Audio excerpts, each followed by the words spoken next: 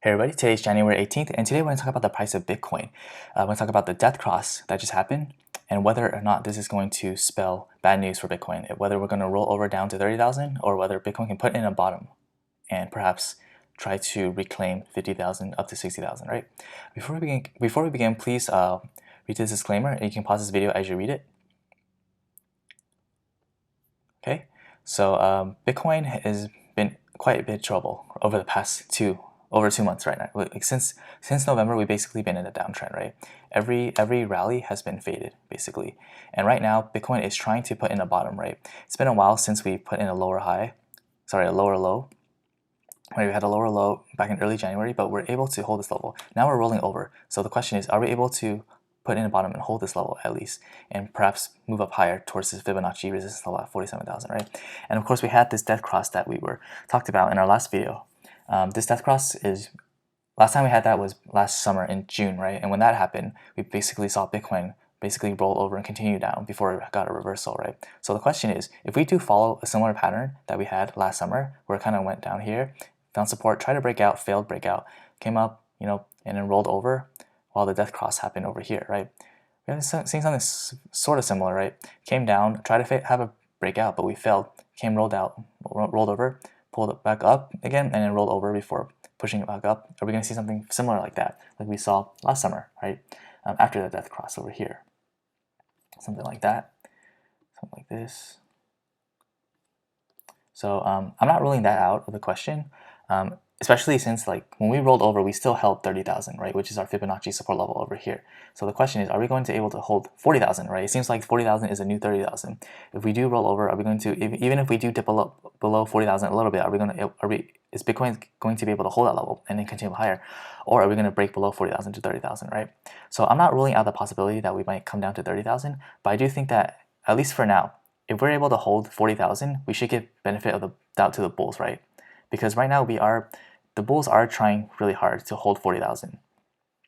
We had many opportunities to be attacked by shorts, but it seems like the supply is being absorbed, right? So look at these beautiful green candles, right? Big green candles. But right now, Bitcoin is under a lot of pressure from the stock market, which is, today the stock market tanked again. And when the stock market tanks, we talked about how Bitcoin tends to be correlated fairly highly with the stock market, right?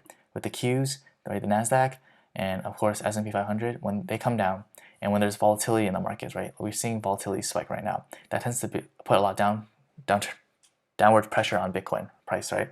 Also the dollar, we talked about how the dollar and Bitcoin price is inversely correlated. Now last time we talked about how the dollar plunged basically. It came down, it finally collapsed out of this ranging level. It came down. That took a lot of selling pressure off Bitcoin, and because of that, we had a nice little rally. But right now, the dollar is bouncing right now because it's basically been oversold. Right, when the dollar came down and bouncing off the 100-day moving average, it also was almost oversold on our oscillators. Right, so now we're seeing a strong bounce in dollar. So the question is the dollar going to reclaim this range level, right, or is it going to have a fake? Is it going to poke its head through momentarily and then continue down lower, or is it going to reclaim this range and then continue up higher? So that's something that we need to look out for and see if that is able if the dollar is able to reclaim this level that it's been trading at for several months now. If that's not the case, if it ends up being just a bull trap and it continues down lower, that could take a lot of the selling pressure off of Bitcoin and allow it to go up higher, right? Because like I said, Bitcoin and the dollar are strongly correlated inversely correlated, right? So we do want to see the dollar come down a little bit to see the price of Bitcoin go up. But for now, right now it's just, we are still in a downtrend, right? Like I said in my previous video, as long as Bitcoin is below 45,000, any bounce should be shorted into, and that's just exactly what we want to see right now in terms of a trader, right? If we're able to break above 45,000, then we can think about looking for some longs, especially up 47,000, right? And if you want to be conservative, 52,000. But for now, as long as Bitcoin is below 45,000, we should assume that every bounce is going to should be shorted into. That doesn't mean that you need to keep shorting until it's like 30,000, but as long as 40,000 holds, right? And as long as 40,000 holds, you don't want to get too aggressive with the shorts because this could be a trap that just goes sideways. Just like we saw over here, right? A lot of people saw this and they thought this was going to roll over down to 20,000. This ended up being a trap for the bears, right? Poked their head slightly below 30,000 and then pushed up higher. and a 10 consecutive day uptrend, right? And that just destroyed a lot of short positions. So you want to be careful and not be too aggressive with your short positions, even though I said that below 45,000, you want to give benefit out to the bears and enter short positions on any rally, right? I've been saying that, and I tweeted charts about that like for the last 2 weeks. But again, don't be too aggressive until Bitcoin breaks support at 40,000, right? Because once it breaks 40,000, I think we're in the clear to go down to 30,000. And that could be a really nice short opportunity, and a lot of money could be made along the way down. But for now, 40,000 is strong support level. Why? Because we have all these support levels that we've had, support and resistance levels, over literally the past year, right? Bitcoin is literally the same price as it was a year ago, right? And it's sort of like going in between 30,000 and 60,000, but in between is like 40,000 or around 40 to 50,000.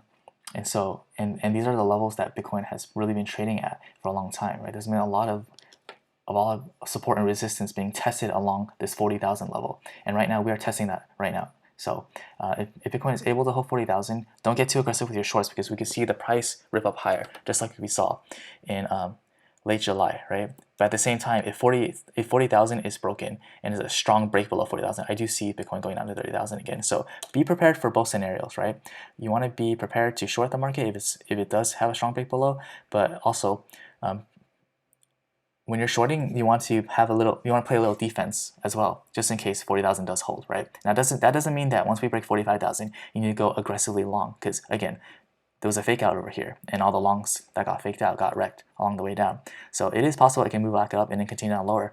We can't rule out that possibility. So once we go up 45,000, personally, I'm not going to have any position until a strong break above 47 to 50,000, because again, I don't want to be faked out and hold on to a long position that goes underwater if we do get a nice break above 45,000. But for now, at least to even consider a long position, for me, 45,000 is the key to look for. So the two levels that we want to see Bitcoin either break above or below over the next couple of sessions is 45,000 for potential longs, or at least considering longs, right?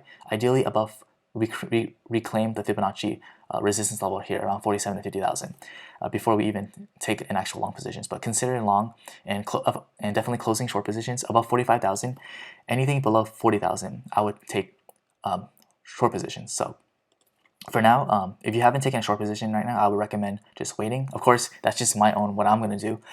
This is not financial advice, but for me personally, you want to play defense over here. Even if you do believe the market's going to crash, again, you don't want to end up like the people here who ended up shorting and got wrecked along the way up, right? Because this was a bear trap.